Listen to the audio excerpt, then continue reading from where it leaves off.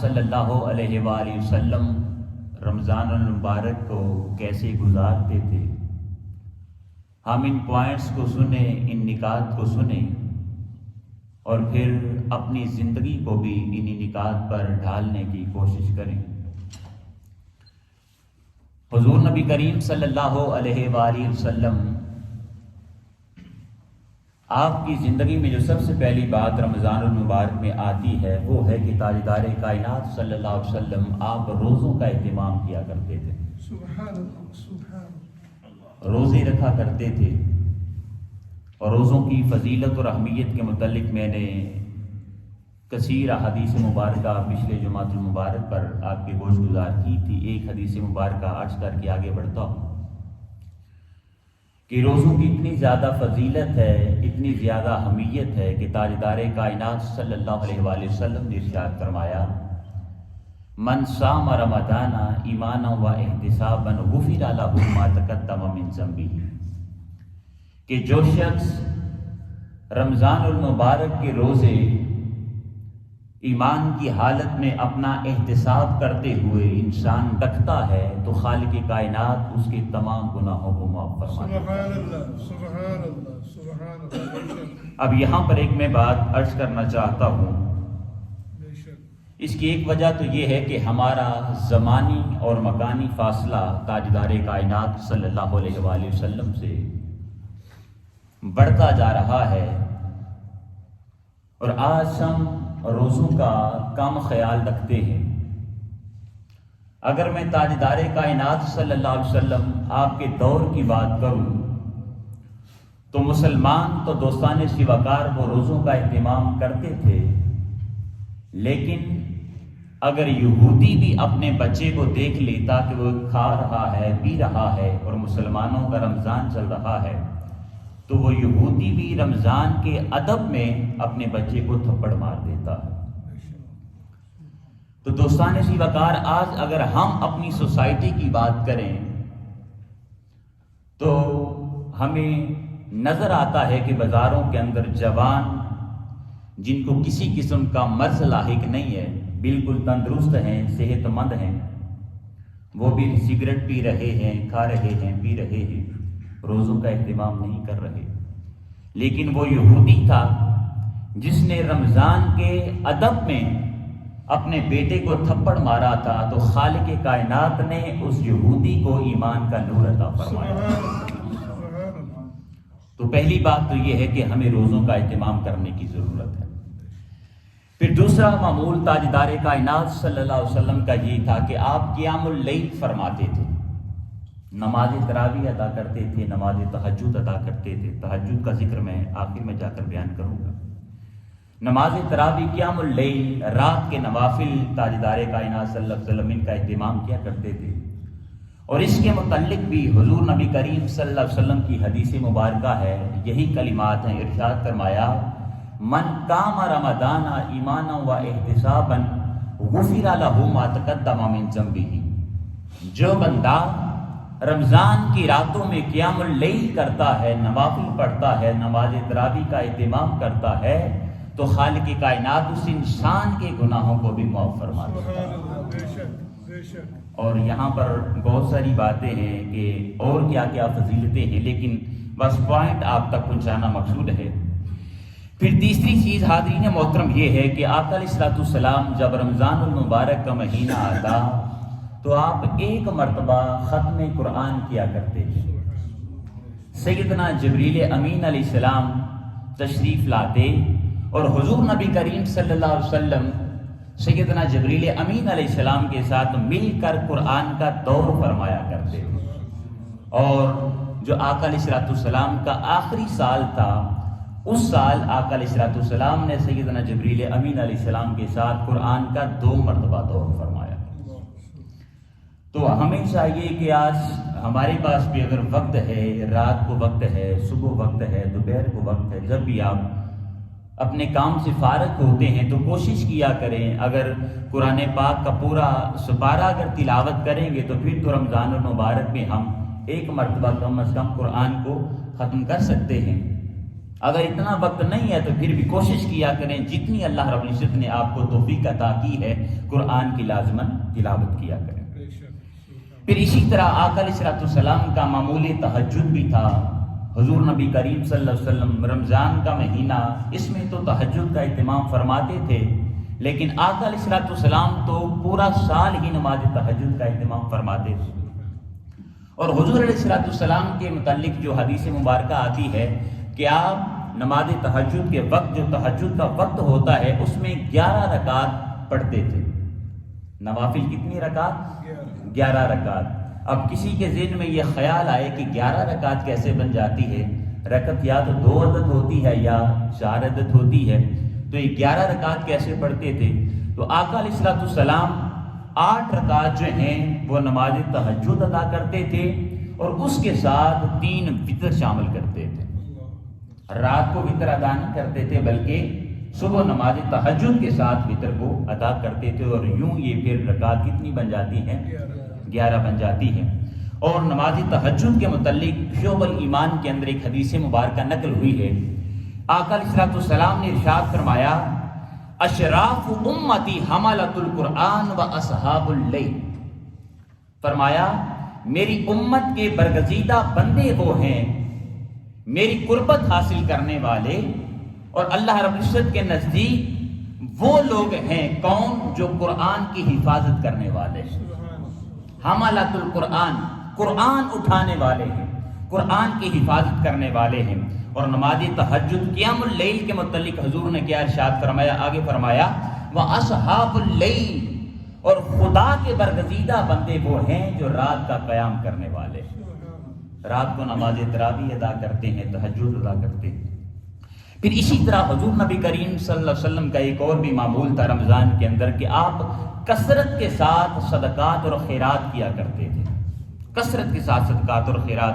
حضرت عبداللہ ابن عباس رضی اللہ تعالیٰ عنہ آپ سے حدیث مبارکہ مروی ہے، فَإِذَا لَقِيَهُ جبریل علیہ السلام کان رسول اللہ صلی اللہ علیہ وسلم اجود بالخیر من الریح المرسلہ، جب رمضان کا مہینہ آتا تو تاجدار کائنات صلی اللہ علیہ وسلم اتنی کثرت کے ساتھ اور اتنی سخاوت کے ساتھ صدقات اور خیرات ادا کرتے تھے کہ تیز ہوا بھی تاجدار کائنات کی سخاوت کا مقابلہ نہ کر سکتے، اتنا کثرت کے ساتھ صدقات دیتے تھے، خیرات کا اہتمام کرتے تھے۔ پھر حضور نبی کریم صلی اللہ علیہ وسلم اعتکاف کا بھی اہتمام فرماتے تھے، آپ کا اعتکاف کا بھی معمول تھا۔ اور بعض روایات میں آتا ہے کہ پہلے آقا علیہ الصلوۃ والسلام رمضان المبارک کا جو پہلا عشرہ تھا اس کا اعتکاف کیا کرتے تھے، اور پھر دوسرے عشرے کا بھی تاجدار کائنات نے اعتکاف فرمایا ہے۔ لیکن جب اللہ رب العزت نے آقا علیہ الصلوۃ والسلام پر یہ عقدہ کھول دیا کہ جو شب قدر ہے، لیلۃ القدر ہے، وہ رمضان کے آخری عشرہ میں ہے، تو اس کے بعد پھر تاجدار کائنات صلی اللہ علیہ وسلم ہمیشہ رمضان کا آخری عشرہ اس کا اعتکاف فرمایا کرتے ہیں۔ اور اعتکاف کے متعلق صحیح بخاری کے اندر ایک حدیث مبارکہ نقل ہے، آقا علیہ الصلوۃ والسلام نے ارشاد فرمایا، ان النبی صلی اللہ علیہ وسلم کان یعتکف العشر الاواخر من رمضان حتی توفاہ اللہ تعالی، یعنی جب آقا علیہ الصلوۃ والسلام کی وفات ہوئی، آپ اس دنیا سے پردہ فرما گئے، تو آخری جو عشرہ تھا، آخری رمضان تاجدار کائنات کا، تو حضور نبی کریم صلی اللہ علیہ وسلم نے رمضان کا جو آخری عشرہ تھا اس کا اعتکاف فرمایا تھا۔ اور طبرانی کے اندر حدیث مبارکہ نقل ہے کہ جو بندہ اعتکاف بیٹھتا ہے اس کی فضیلت کیا ہے؟ ارشاد فرمایا، من اعتکف یوما ابتغاء وجہ اللہ جعل اللہ بینہ و بین النار ثلاث خنادق کل خندقی ابعد مما بین الخافقین۔ فرمایا اب یہاں پر یہ بات سنیے گا، بڑی سننے والی بات ہے۔ فرمایا کہ اگر کوئی شخص فقط ایک دن کا اعتکاف بیٹھتا ہے، 10 دنوں کی بات نہیں ہوئی، بلکہ کیا ارشاد فرمایا، جو بندہ فقط ایک دن کا اعتکاف بیٹھتا ہے تو خالق کائنات اس انسان اور جہنم کے درمیان 3 خندقیں کھود دیتا ہے۔ فقط ایک دن کے اعتکاف کی اتنی فضیلت ہے کہ 3 خندقیں اللہ رب العزت کھود دیتا ہے اس انسان اور جہنم کے درمیان۔ اور ایک خندق جو ہے اس کی لمبائی چوڑائی کا عالم کیا ہے؟ حضور علیہ السلام نے ارشاد فرمایا جو ایک خندق ہے اس کی لمبائی کا کیا عالم ہے؟ جیسے مشرق سے لے کر مغرب تک. اور ایک دن کا اعتکاف ہو تو اس کی اتنی فضیلت ہے 3 خندقیں کھود دی جاتی ہیں. اور جو بندہ پھر 10 دن کا اعتکاف کرتا ہے ذرا خود ہی اندازہ لگائیں کہ اس کی فضیلت کا عالم کیا ہوگا. پھر اسی طرح اعتکاف کے متعلق ایک اور بھی حدیث مبارکہ ہے. آقا علیہ السلام نے ارشاد فرمایا، یہ بھی طبرانی کے اندر حدیث مبارکہ نقل ہوئی ہے، من اعتکف عشرا فی رمضان کا حجتین و عمرتین، جو بندہ رمضان کا آخری عشرے کا اعتکاف کرتا ہے تو خالق کائنات اس انسان کو 2 عمروں کا اور 2 حج کا ثواب عطا فرماتا ہے. اتنی زیادہ فضیلت ہے. اب یہاں پر رک کر میں ایک اور بات آپ کی گوش گزار کرنا چاہتا ہوں. حاضرین محترم دیکھیں، آج ہم روزہ رکھتے ہیں، روزے کا اہتمام کرتے ہیں، لیکن یاد رکھیے ہر روزہ دار برابر نہیں ہوتا. حضور سید شیخ الاسلام نے اپنی کتاب کے اندر روزہ داروں کی چند اقسام بیان فرمائی.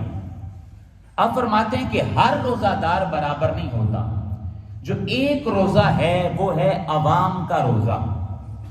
اب عوام کا روزہ اس سے کیا مراد ہے؟ عوام کے روزے سے مراد یہ ہے کہ کچھ لوگ ایسے ہوتے ہیں جو صبح جاگتے ہیں اور روزہ رکھ لیتے ہیں، اور جب افطار کا وقت ہوتا ہے تو افطاری کر لیتے ہیں، نہ نماز پڑھتے ہیں نہ قرآن کی تلاوت کرتے ہیں، اور روزہ رکھ کر وہ سارا دن جھوٹ بھی بولتے رہتے ہیں، غیبت بھی کرتے رہتے ہیں، چغلی بھی کرتے رہتے ہیں، گناہوں کے اندر ملوث رہتے ہیں. تو یہ عوام کا روزہ ہے. اس کے متعلق آقا علیہ السلام نے ارشاد فرمایا کہ جو اس طرح کے لوگ ہیں جو فقط سحری کرتے ہیں اور اس کے بعد پھر افطاری کرتے ہیں، سارا دن گناہوں کے اندر ملوث رہتے ہیں، تو حضور نے فرمایا کہ خالق کائنات اس انسان کو کوئی اجر و ثواب عطا نہیں فرمائے گا. وہ بندہ فقط بھوک اور پیاس کو برداشت کر رہا ہے. اور اسی طرح آقا علیہ السلام کی قیام اللیل کے متعلق بھی ایک حدیث مبارکہ ہے. حضور نے ارشاد فرمایا کہ بہت سارے لوگ ایسے ہیں جو فقط قیام اللیل کرتے ہیں، ان کو اللہ پاک اجر اور ثواب عطا نہیں فرماتا، فقط وہ جگراتا کاٹ رہے ہوتے ہیں. اور وہ جب نماز تراویح ادا کرتے ہیں یا قیام اللیل کرتے ہیں تو ان کا مقصد یہ ہوتا ہے کہ جب میں نماز تراویح ادا کروں گا تو لوگ مجھ کو دیکھیں گے اور کہیں گے بڑا نمازی ہے، بڑا عبادت گزار ہے، قیام اللیل کرنے والا ہے. تو آقا علیہ السلام نے ارشاد فرمایا اللہ رب العزت ان لوگوں کو بھی اجر اور ثواب عطا نہیں فرمائے گا. اسی طرح دوسرا جو روزہ ہے حضور شیخ الاسلام نے فرمایا وہ ہے خاص العام کا روزہ. اب خاص العام کے اندر ہم لوگ شامل ہیں جی، جو روزہ رکھتے ہیں پھر نماز بھی پڑھ لیتے ہیں، پھر اللہ پاک توفیق عطا فرماتا ہے قرآن کی تلاوت بھی کر لیتے ہیں، جھوٹ سے بچتے ہیں، غیبت سے بچتے ہیں، گناہوں سے بچتے رہتے ہیں. تو ان کے متعلق اللہ رب العزت نے قرآن کریم کے اندر ارشاد فرمایا لعلکم تتقون، اے انسان اگر تو روزہ رکھے گا تو اللہ پاک تمہیں متقی بنا دے گا، تمہیں تقوی کی دولت عطا فرمائے گا. تو آج ہم لوگ جو ہیں ہم اس کیٹاگری کے اندر شمار ہوتے ہیں. پھر دوستان شیواکار اس سے اگلا بھی درجہ حضور شیخ الاسلام نے فرمایا ہے، وہ ہے خاص الخاص کا روزہ. یہ اس سے اوپر کے لوگوں کا درجہ ہے. یہ ہے اولیاء کا روزہ، اتقیاء کا روزہ. حضرت بہاؤالدین زکریا ملتانی رحمت اللہ علیہ، آپ سے کسی نے سوال کیا کہ حضور روزہ کسے کہتے ہیں؟ اب اولیاء کا روزہ کیا ہوتا ہے اس کو سنیے گا. ہمارا روزہ تو کیا ہے جی، ہم تو گناہوں کے اندر ملوث بھی رہتے ہیں اور ساتھ ہم نے روزہ بھی رکھا ہوتا ہے. ہم بھائی کی غیبت بھی کرتے ہیں، چغلی بھی کرتے ہیں، جھوٹ بھی بولتے ہیں. اگر دکاندار ہیں تو کب ماپتے بھی ہیں، تولتے بھی ہیں، گناہوں کے اندر ملوث رہتے ہیں. لیکن اولیاء کا روزہ کیا ہوتا ہے؟ خاص الخاص لوگوں کا روزہ کیا ہوتا ہے؟ حضرت بہاؤالدین زکریا ملتانی رحمت اللہ علیہ، آپ سے کسی نے سوال کیا کہ حضور روزہ کسے کہتے ہیں؟ آپ فرماتے ہیں کہ روزہ مجاہدہ کا نام ہے. کس کا نام ہے بولیے؟ روزہ مجاہدہ کا نام ہے. سوال کرنے والا پھر پوچھتا ہے کہ حضور مجاہدہ کسے کہتے ہیں؟ آپ جواب دیتے ہیں کہ مجاہدہ اس چیز کا نام ہے اگر تمہارا نفس کسی چیز کی طلب کرتا ہے، کسی چیز کی خواہش کرتا ہے، تو اپنے نفس کو 20 سال تک اس چیز سے روک لینا، اس کو مجاہدہ کہا جاتا ہے۔ کوئی بھی نفس کے اندر طلب پیش ہو یا خواہش پیش ہو تو حاضرین محترم، جو اولیاء ہوتے ہیں، اتقیاء ہوتے ہیں، اللہ والے ہوتے ہیں، خدا کی قربت حاصل کرنے والے ہوتے ہیں، وہ 20 سال تک اپنے نفس کو اس چیز سے روک لیتے ہیں، اس خواہش سے روک لیتے ہیں، اور آگے فرماتے ہیں کہ یہ تو ولایت کا ابھی ابتدائی درجہ ہے، ابتدائی مرحلہ ہے کہ کوئی بندہ اپنے نفس کو 20 سال تک اس چیز سے روک لے۔ آپ فرماتے ہیں کہ اللہ والے کچھ ایسے بھی ہیں جب ان کا نفس کسی چیز کی خواہش کرتا ہے، تمنا کرتا ہے، تو وہ اپنے نفس کو 70 سال تک اس چیز سے اور اس خواہش سے روک لیتے ہیں۔ یہ اولیاء کا روزہ ہے حاضرین محترم، خاص الخاص لوگوں کا روزہ۔ اور اس سے بھی اگلا ایک درجہ ہے، وہ ہے اخص الخاص لوگوں کا روزہ۔ اب اس کے متعلق ایک چیز میں آپ کی گوش گزار کر دیتا ہوں۔ حضرت ابو نجیب سہروردی رحمۃ اللہ علیہ، آپ کے احوال میں آتا ہے کہ آپ ایک مرتبہ حرم کعبہ کے اندر مراقبہ کی حالت میں تھے، استغراق کی حالت میں تھے، مراقبہ میں تھے، تو حضرت خضر علیہ السلام آپ سے ملاقات کے لیے تشریف لائے۔ کافی دیر وہ انتظار کرتے رہے، لیکن حضرت ابو نجیب سہروردی رحمۃ اللہ علیہ آپ حالت مراقبہ میں ہی رہے۔ حضرت خضر علیہ السلام انتظار کرنے کے بعد جب دیکھا کہ آپ حالت مراقبہ سے واپس نہیں آ رہے تو آپ واپس پلٹ گئے اور چلے گئے۔ جب حضرت ابو نجیب سہروردی رحمۃ اللہ علیہ حالت مراقبہ سے واپس آئے تو آپ کے بھتیجے جو آپ کی خدمت میں ہوتے تھے، اور وہ بھی عارف باللہ تھے، خدا کی پہچان والے تھے، خدا کی معرفت والے تھے، جب آپ حالت مراقبہ سے واپس آئے تو وہ بتاتے ہیں کہ حضور حضرت خضر علیہ السلام ملاقات کے لیے آئے تھے۔ آپ فرماتے ہیں کہ بھتیجے، خضر علیہ السلام اگر آئے تھے اور چلے گئے ہیں وہ تو دوبارہ واپس آ سکتے ہیں، لیکن میں حالت مراقبہ میں تھا، میں خالق کائنات کے مشاہدہ میں تھا، میں اللہ رب العزت کے اور اس کے حق کے مشاہدہ کر رہا تھا۔ اگر یہ لمحہ مجھ سے چھوٹ جاتا تو یہ لمحہ کبھی واپس نہ پلٹ سکتا۔ خضر علیہ السلام تو چلے گئے ہیں، وہ واپس آ سکتے ہیں، لیکن یہ لمحہ اگر چھوٹ جاتا تو یہ واپس نہیں آتا۔ تو حاضرین محترم، یہ اخص الخاص لوگوں کا روزہ ہوتا ہے۔ یہ حضور سیدی شیخ الاسلام نے یہ روزہ داروں کی مختلف اقسام بیان فرمائی ہیں۔ اب آخر میں چند روزے کے مسائل آپ کے گوش گزار کر دیتا ہوں، جن کا ہمیں اہتمام کرنے کی ضرورت ہے اور خیال رکھنے کی ضرورت ہے۔ پہلی چیز تو یہ ہے کہ روزہ جو ہے وہ واجب ہونے کے لیے شرط کون سی ہے، یعنی کن لوگوں پر روزہ وہ فرض ہوتا ہے۔ اس میں سب سے پہلا جو پوائنٹ ہے وہ ہے مسلمان ہونا۔ مسلمان پر روزہ فرض ہے، کافر پر روزہ فرض نہیں ہے۔ پھر دوسری بات کہ وہ شخص عاقل ہو، عقل رکھنے والا ہو، پاگل شخص ہے یا اسی طرح مینٹلی کوئی شخص اگر ڈسٹرب ہے تو اس پر بھی روزہ فرض نہیں ہے۔ پھر تیسری چیز ہے انسان کا بالغ ہونا، بالغ ہو، سن بلوغت کو پہنچ چکا ہو، اس پر روزہ فرض ہے۔ اگر کوئی بچہ ہے سن بلوغت کو نہیں پہنچا تو اس پر بھی روزہ فرض نہیں ہے۔ پھر تندرست ہونا چاہیے۔ اگر کوئی مریض ہے، مریض کے متعلق آگے چل کر میں ایک دو باتیں عرض کر دیتا ہوں، مریض ہے تو اس پر بھی روزہ فرض نہیں ہے، جب وہ تندرست ہو جائے تو اس وقت وہ قضا کر سکتا ہے۔ پھر پانچویں چیز ہے روزہ واجب ہونے کی کہ وہ شخص مقیم ہونا چاہیے، کسی جگہ پر اس نے اسٹے کیا، اگر مسافر ہے اور مسلسل سفر کی حالت میں ہے تو اس پر روزہ واجب نہیں ہوتا۔ اور عورت اگر ہے تو عورت حیض اور نفاس سے پاک ہونی چاہیے۔ حیض جو ہر ماہ اس کو ماہواری آتی ہے، اور نفاس کہتے ہیں کہ بچہ پیدا ہو تو اس کے بعد زیادہ سے زیادہ 40 دن کے لیے خاتون کو جو خون آتا ہے، اگر اس حالت میں ہے حیض اور نفاس کی حالت میں تو اس عورت پر بھی روزہ فرض نہیں ہے۔ یہ چند باتیں ہیں، چند شرائط ہیں روزہ واجب ہونے کی۔ پھر کن وجوہات کی بنا پر ہم روزہ قضا کر سکتے ہیں، روزہ چھوڑ سکتے ہیں اور بعد میں ہم رکھ سکتے ہیں۔ اس میں پہلی چیز ہے مرض کا لاحق ہونا۔ اگر کوئی شخص بیمار ہے اور سیریس بیمار ہے اور وہ سمجھتا ہے کہ اگر میں روزہ رکھوں گا تو میری جان جانے کا خطرہ ہے یا یہ مرض اور زیادہ بڑھ جائے گا، تو اللہ رب العزت نے اس انسان کو رخصت عطا کی ہے۔ وہ جب تندرست ہو جائے تو اس وقت اس روزے کی کیا کرے، اس کی قضا کر لے۔ پھر سفر ہے، دوران سفر اللہ رب العزت نے رخصت دی ہے، قرآن کریم کے اندر بھی بیان فرمایا ہے اگر کوئی مسافر ہے تو اس پر روزہ واجب نہیں ہے۔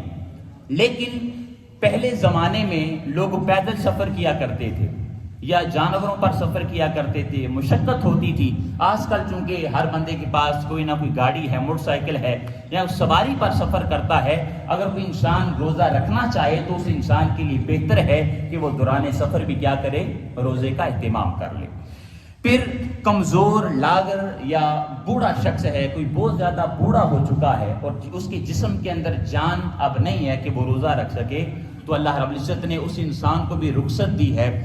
لیکن اس انسان کو چاہیے کہ ہر روزے کے بدلے میں اس کا کیا کرے، اس کا فدیہ ادا کر دے، 2 وقت کا کھانا کسی مسکین کو کھلا دے۔ اسی طرح روزے کے جو ارکان ہیں اس میں جو پہلی چیز ہے، اس کو توجہ کے ساتھ سماعت کیجیے گا، روزے کے لیے نیت کا ہونا نہایت ضروری ہے۔ میں نے پہلے بھی شاید ایک مرتبہ عرض کیا تھا کہ اگر آپ نے رات کو کھانا کھا لیا اور آپ نے نیت ہی نہیں کی میں کل روزہ رکھوں گا، اور سارا دن آپ بھوکے رہے، پیاسے رہے، رات کو جا کے آپ نے پھر افطاری کر لی، تو یہ روزے کے اندر شمار نہیں ہوگا۔ نیت زبان سے دہرا لیں یا آپ دل کے اندر کر لیں تو یہ آپ کی نیت ہو جائے گی، لیکن نیت کرنا یہ کیا ہے، ضروری ہے۔ اور امام ابو حنیفہ رحمۃ اللہ علیہ آپ یہاں تک فرماتے ہیں کہ اگر کوئی شخص رمضان کے شروع کے اندر ہی یہ نیت کر لیتا ہے کہ میں سارے رمضان کے روزے رکھوں گا، تو تب بھی اس کی نیت ہو جائے گی۔ پھر تو ثانی سی وقار بعض چیزیں ایسی ہیں کہ جن سے روزہ ٹوٹ جاتا ہے۔ اس میں پہلی چیز یہ ہے کہ اگر جان بوجھ کر کوئی انسان کھا لیتا ہے، پی لیتا ہے یا بیوی کے قریب جاتا ہے تو اس سے روزہ ٹوٹ جائے گا۔ تمباکو نوشی ہے، سگریٹ پینا، سگریٹ پینے سے بھی انسان کا روزہ ٹوٹ جاتا ہے۔ اسی طرح انسان نے سحری کی ہے اور دانتوں میں کوئی ذرہ رہ گیا ہے اور اس نے کیا کیا ہے، اس ذرے کو نکال کر دوبارہ سے نکل لیا ہے، تو ایسے کرنے سے بھی اس انسان کا روزہ ٹوٹ جائے گا۔ اگر دانتوں میں کوئی چیز پھنس جائے تو چاہیے تو یہ کہ آپ سحری کریں، فوراً برش کر لیں، مسواک کر لیں، لیکن اگر کوئی چیز ذرہ رہ جائے اور آپ کو پتہ چل جائے تو اس کو نکال کر باہر پھینک دیں، دوبارہ سے کھائیں نہ، اگر کھائیں گے تو روزہ ٹوٹ جائے گا۔ پھر الٹی کا بیان یہاں پر یہ بیان کرنا چاہتا ہوں کہ اگر خود ہی الٹی آ جاتی ہے آپ کو بلا اختیار، بلا ارادہ، تو اس سے انسان کو روزہ نہیں ٹوٹتا۔ لیکن اگر کوئی جان بوجھ کر الٹی کرتا ہے، خود الٹی کرتا ہے، تو اس سے انسان کا روزہ ٹوٹ جاتا ہے۔ پھر روزے کے مکروہات ہیں، مکروہات کو بیان کرنے کی ضرورت بھی بہت زیادہ ہے اور ان کا خیال رکھنے کی ضرورت بھی بہت زیادہ ہے، کیونکہ ہم روزہ تو رکھ لیتے ہیں لیکن ان چیزوں کا ہم خیال نہیں رکھتے۔ یاد رکھیے، جھوٹ بولنے سے انسان کا روزہ مکروہ ہو جاتا ہے، غیبت کرنے سے انسان کا روزہ مکروہ ہو جاتا ہے، چغلی کرنے سے انسان کا روزہ مکروہ ہو جاتا ہے۔ پھر اسی طرح اگر انسان کلی کرتا ہے، ہم وضو کے لیے کلی کرتے ہیں اور کلی کے اندر اگر مبالغہ کریں گے، بہت زیادہ کلی کریں گے اور کوشش کریں گے کہ اس کا پانی تھوڑا سا گلے کو بھی تر کرے، گلے سے نیچے نہ اترے لیکن تر کرے، تو اس سے بھی کیا ہو جائے گا، روزہ مکروہ ہو جائے گا۔ پھر منہ کے اندر ہم کوئی چیز لے لیں، کوئی چبانا اس کو شروع کر دیں اور مسلسل چباتے رہیں اور اس کے بعد اس کو باہر پھینک دیں، تو اس سے بھی انسان کا روزہ مکروہ ہو جاتا ہے۔ اب یہاں پر چند چیزیں میں بیان کر دیتا ہوں کہ جس سے انسان کا روزہ ٹوٹتا نہیں ہے اور نہ ہی مکروہ ہوتا ہے۔ اگر آنکھ کے اندر دوا ڈالیں، کوئی قطرہ ہے آپ ڈالنا چاہتے ہیں، بیمار ہیں، آنکھوں کا مرض ہے، تو آنکھ کے اندر دوا ڈالنے سے روزہ انسان کا ٹوٹتا نہیں ہے۔ پھر کان کے اندر دوا ڈالنے سے بھی انسان کا روزہ نہیں ٹوٹتا، لیکن یہاں پر ایک شرط ہے۔ شرط یہ ہے کہ انسان کے جو کان کا پردہ ہے وہ سلامت ہونا چاہیے۔